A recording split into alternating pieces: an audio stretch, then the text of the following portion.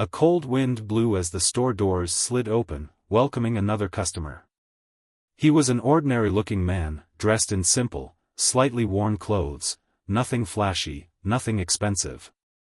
He walked with a slow, steady pace, his eyes scanning the store with quiet interest.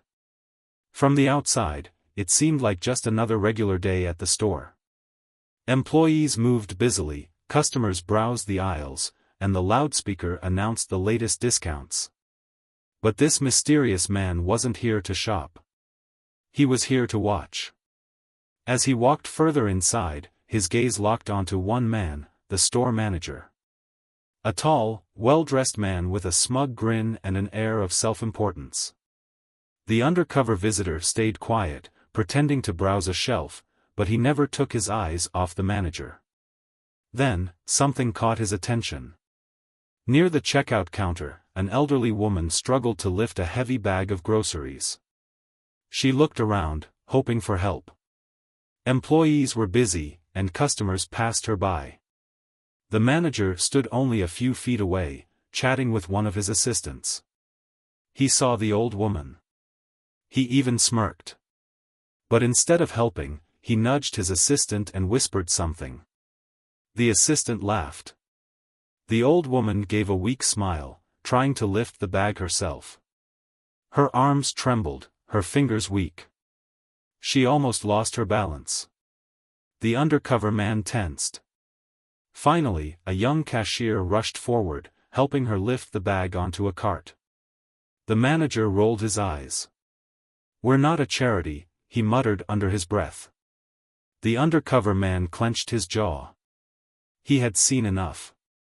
Reaching into his pocket, he pulled out a small, discreet recording device. If the manager thought no one was watching, he was wrong. The undercover man moved carefully through the aisles, his sharp eyes never leaving the store manager. He wasn't just here to observe, he was here to uncover the truth. And from what he had already seen, it wasn't looking good. Near the customer service desk, a young mother approached the manager. She looked nervous, holding a piece of paper in her hands. "Sir, I was hoping I could change my shift this week," she said politely. "My little boy is sick, and I don't have anyone to." The manager raised a hand, cutting her off. "Not my problem," he said, not even looking at her. "You have a job to do, and I need people on the floor. Find a babysitter." The mother's face fell. "But I can't afford, I don't care," the manager snapped. "You're lucky to even have this job." The undercover man's fingers tightened around the recording device in his pocket. The assistant manager chuckled, shaking his head. "They always have some excuse, don't they?" The manager laughed in response. "Yeah. These workers don't realize that we run the show. They're just replaceable." Replaceable. The word echoed in the undercover man's mind. He had built this company from nothing, brick by brick, with the belief that good employees were the heart of success. Yet here was a manager crushing his own staff, treating them like disposable tools. The mother walked away, her head low, her shoulders heavy. The undercover man wanted to step forward, to reveal the truth right then and there. But it wasn't time. He needed to see more. Just then, a young cashier walked up to the manager. "Sir, my register's short by $5. I think I made a mistake on a transaction." The manager's expression darkened. "You think?" He stepped forward, towering over the cashier. "Are you stealing from me?" "No, sir. I swear. It was just a miscalculation." "I'll pay it back," the manager scoffed. "Damn right, you will. That's coming out of your paycheck." "But sir, I barely make enough for." "Then maybe you should learn to count." The undercover man had heard enough. He quietly stepped back, making mental notes. The manager thought no one was watching. But he was wrong. Very wrong. The undercover CEO was just getting started. The undercover CEO walked slowly through the store, his expression unreadable. His mind, however, was racing. This wasn't just about bad management anymore. This was something much worse. The store manager had no respect for his employees. He mistreated them, embarrassed them, and saw them as nothing more than numbers on a payroll. But the CEO wasn't just looking for problems. He was looking for good people, too. And he had just found one. Near the self-checkout section, a young cashier stood nervously. The same one who had been scolded earlier. He looked tired, like someone who had too much weight on his shoulders. A customer walked up, an elderly man with trembling hands. He fumbled with his wallet, trying to count his money. "I'm sorry, son," the elderly man sighed. "I thought I had enough for these groceries." The cashier glanced at the total on the screen. The man was short by just a few dollars. The young worker hesitated. He looked over his shoulder, making sure the manager wasn't watching. Then, he did something unexpected. Reaching into his own pocket, he pulled out some money and slid it into the register. The elderly man's eyes widened. "You don't have to do that," the cashier smiled. "It's okay, sir. I don't want you going home hungry." The old man blinked, his eyes glossy with emotion. The undercover CEO stood a few feet away, his heart tightening. This young worker had so little, yet he was still willing to give. It was a stark contrast to the greedy manager, who had everything but gave nothing. The store manager suddenly walked by, his eyes narrowing. "What's going on here?" he snapped. The young cashier flinched. Nothing, sir. Just helping a customer." The manager frowned at the old man. "You're holding up the line. Hurry it up." The CEO's jaw tightened. He knew the young cashier had risked his job by helping. And yet, he had done it anyway. That meant something. The CEO pulled out a small notepad and started writing. There were two kinds of people in this store, those who used power to hurt others, and those who used kindness, despite having so little. One was about to lose everything. The other? His life was about to change forever. The undercover CEO had seen enough to know that the store manager was rotten to the core. But something still didn't sit right. There was more to uncover. Late in the evening, after most customers had left, the CEO walked past the stockroom, pretending to browse near the back of the store. That's when he overheard something. "Hey, man, the inventory is off again," a warehouse worker complained.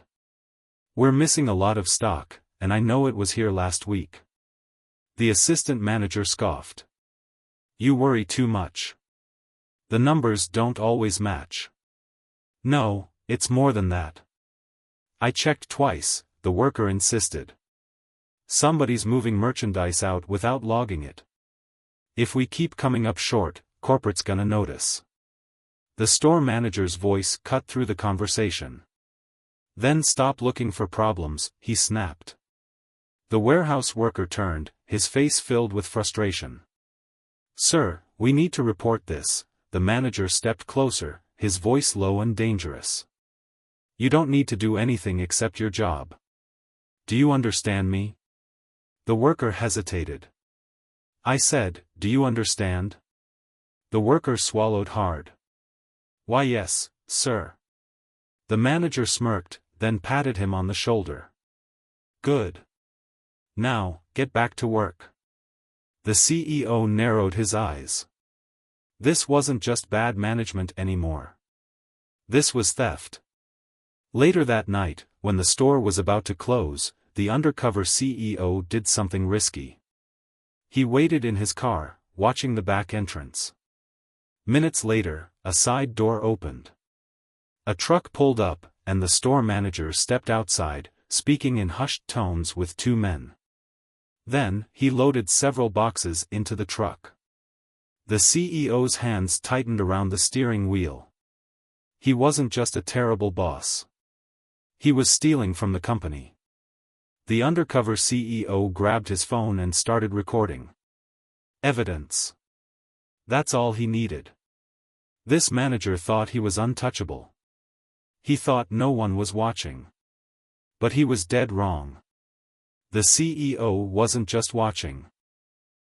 He was waiting. And soon, justice was coming.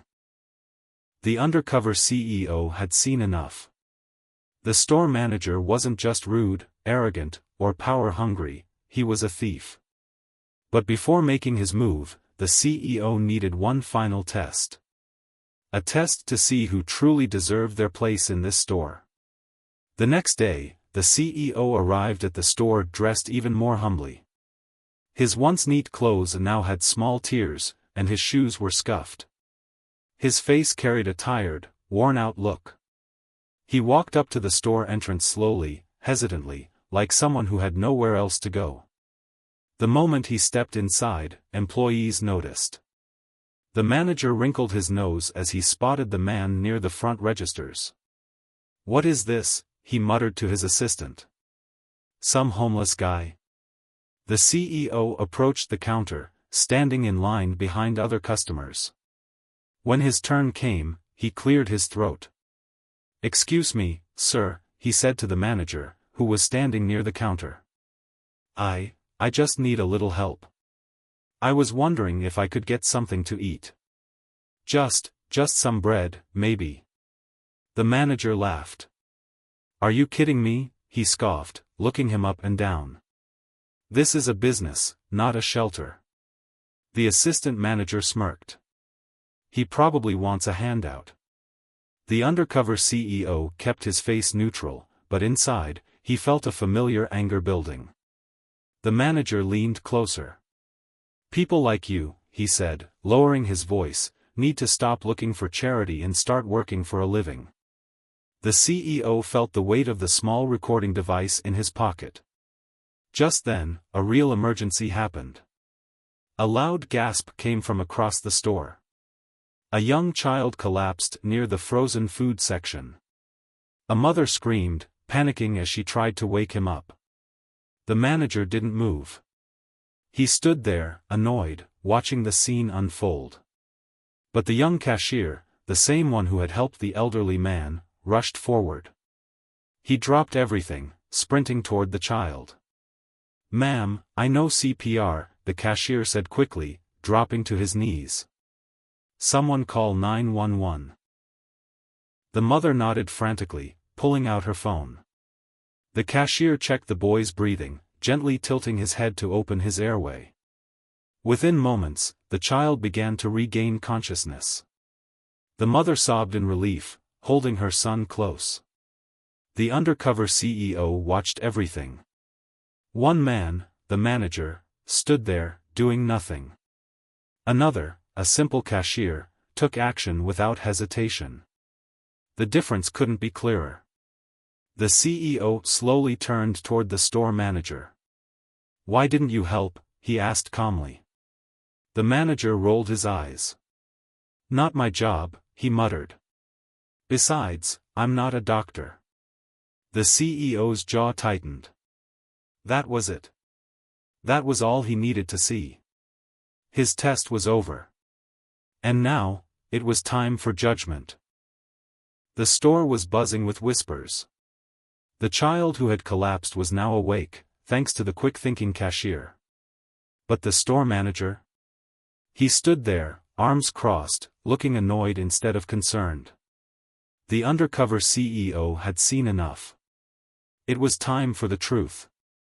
"Everyone, gather around," the manager suddenly called out, his voice sharp. "Back to work. No more distractions." The young cashier was still with the child's mother, making sure she was okay.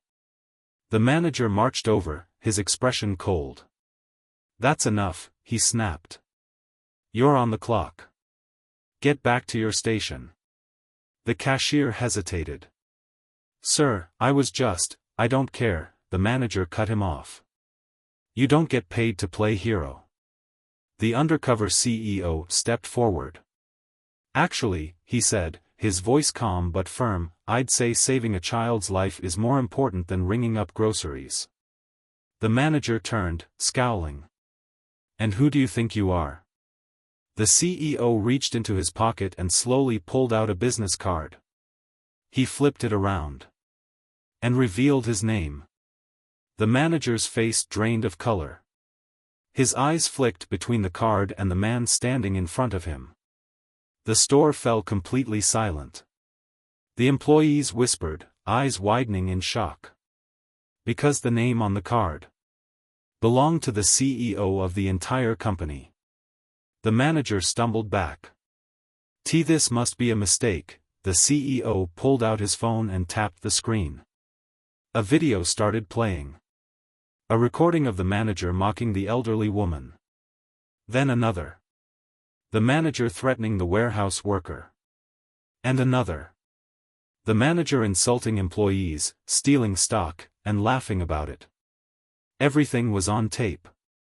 Employees gasped. Some covered their mouths, their eyes darting between the CEO and the now panicked manager.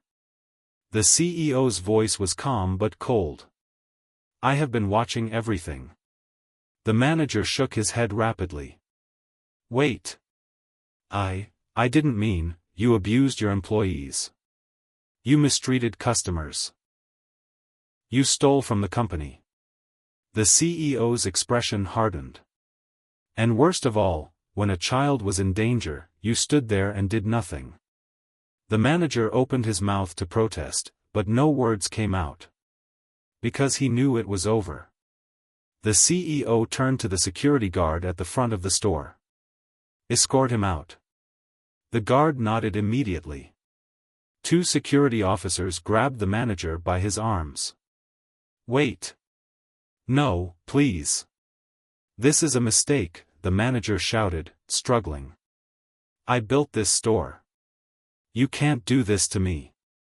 The CEO's eyes didn't waver. You built nothing. The manager's face turned red with rage as he was dragged toward the exit. His final words echoed through the store. You'll regret this. You'll regret this. The doors slammed shut behind him. And just like that, he was gone. The employees stood frozen, processing what had just happened. Then, a few of them started clapping. Then more. Until the entire store burst into applause. The CEO took a deep breath. The CEO took a deep breath. But he wasn't finished yet. Because justice wasn't just about punishing the bad. It was also about rewarding the good. The applause slowly faded, and the employees stood there, unsure of what to do next. The store manager was gone, escorted out in disgrace, his career destroyed in an instant. But what came next? The undercover CEO turned to face the employees. And then, in a calm, commanding voice, he said, "From this moment on, everything changes." A wave of nervous energy passed through the staff. The assistant manager, still in shock, stepped forward hesitantly. "Sir, what do you mean?" The CEO looked around the store, his sharp eyes scanning the faces of the workers. Some looked fearful. Others looked hopeful. And then there were those who had stood strong despite everything, the young cashier, the warehouse worker, the struggling single mother. They had suffered under the manager's rule. And now? They were about to be rewarded. The CEO stepped forward, pulling a small notepad from his pocket. He flipped through it, filled with notes from the past few days. Then he looked up. "First," he said, locking eyes with the assistant manager, "you were just as guilty as him." The assistant's face went pale. "You laughed when he mocked people," the CEO continued. "You helped him cover up the missing stock. And you stood by when he threatened employees." The assistant manager opened his mouth, but the CEO lifted a hand.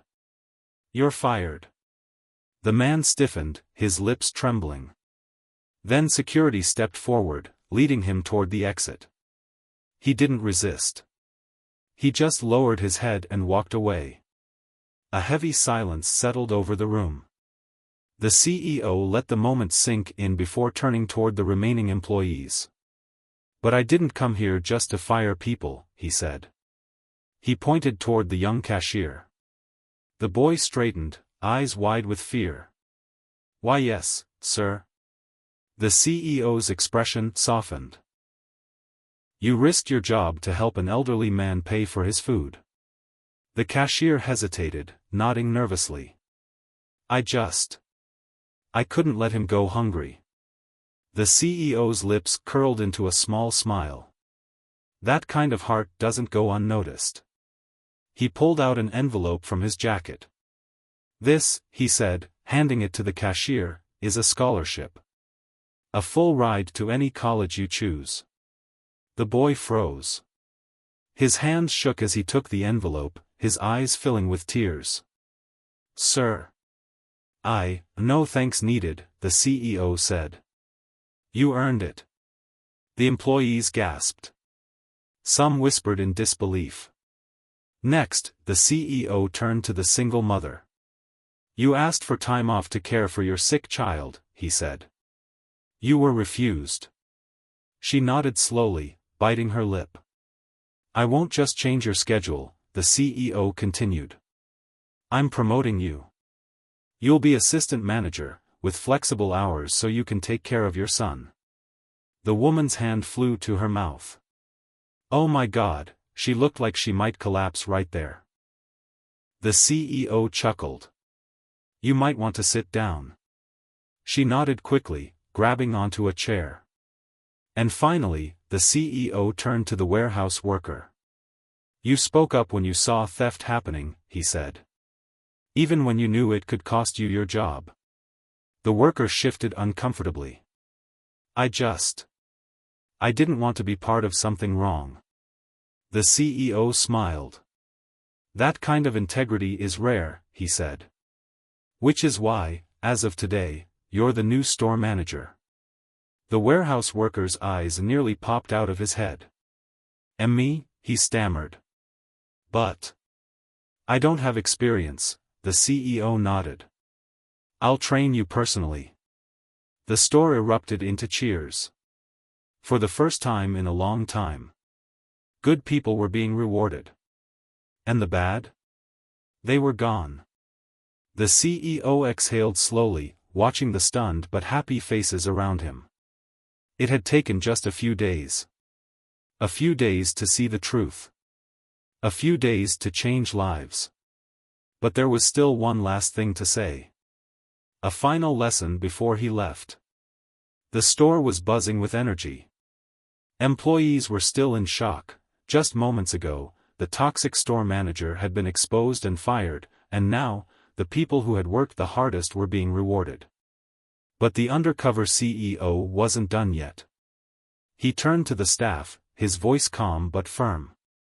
"This store was broken," he said. "Not because of you, but because of who was leading you."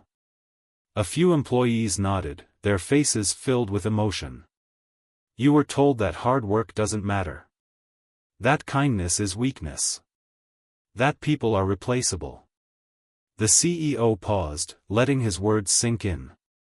"But that's a lie." A silence fell over the room. "Because today, I saw the truth," he continued. "I saw a young cashier give his own money to help a struggling customer." The cashier lowered his head, eyes still red from tears.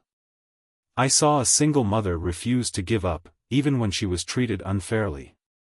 She wiped her cheeks, smiling through her emotions. And I saw a warehouse worker stand up for what was right, even when it meant risking his own job." The new store manager swallowed hard, nodding respectfully. "These are the people who deserve respect," the CEO said, his voice growing stronger. A few employees clapped softly. The CEO looked over at the cash registers. "I know many of you feel unappreciated. That no one sees the work you do." He scanned the stockroom workers, the cleaning crew, and the cashiers. "But I see you," he said firmly. "I've always seen you. And I promise, from now on, this company will see you, too. The employees stood taller. Some nodded, tears in their eyes. But there was one more surprise. The CEO reached into his pocket and pulled out another envelope. He handed it to the new store manager. "This is a bonus for the entire staff," he announced. "Consider it my way of saying thank you." A shocked silence. Then, an explosion of cheers. People hugged. Some even cried. The CEO smiled. This was how things should be. Hard work recognized. Kindness rewarded. Corruption removed. And yet, there was still one final lesson left. One that would change how every employee saw themselves forever. The celebration slowly died down, but the emotion still hung thick in the air. Employees wiped their eyes, exchanged smiles, and for the first time in a long time, they felt valued. The Undercover CEO took a deep breath. It was almost time to go. But before he left, he had one final lesson to share. He stepped forward, facing the employees. The store was silent now, every eye locked onto him. "I want you to remember something," he said. "Something more valuable than any bonus, any promotion, or even this company." The workers listened intently. "You've been told that your job doesn't matter. That people in power are the only ones who count." He shook his head. "That's a lie." The employees exchanged glances. "I started at the bottom," the CEO continued. "I stocked shelves, cleaned floors, and rang up customers. I was just another worker. Just like you." The room was completely still. The world will always have people like that manager. People who believe power makes them important. But the truth? He let the silence stretch for a moment. The truth is, power isn't given by a title. He looked at the young cashier. The single mother. The new store manager. Real power is in your character. In your choices. In how you treat people when you think no one is watching. A lump formed in the young cashier's throat. "I watched all of you," the CEO said. "And what I saw was strength. Not the kind that comes from money or authority, but the kind that comes from integrity." The employees stood a little taller.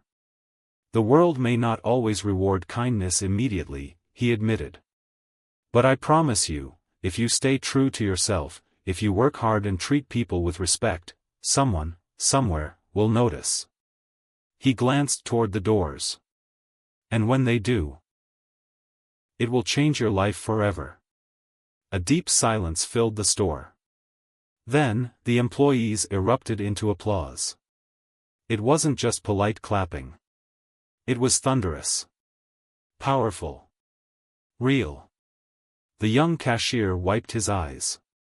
The new store manager nodded firmly. The single mother placed a hand over her heart, smiling. The CEO simply smiled back. His job here was done. He turned and walked toward the exit. Before stepping outside, he glanced back one last time. The employees stood there, watching him, their faces forever changed.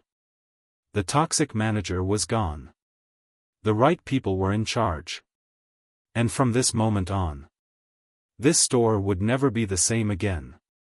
With that, the CEO pushed the doors open and walked into the night, leaving behind a legacy that would last forever.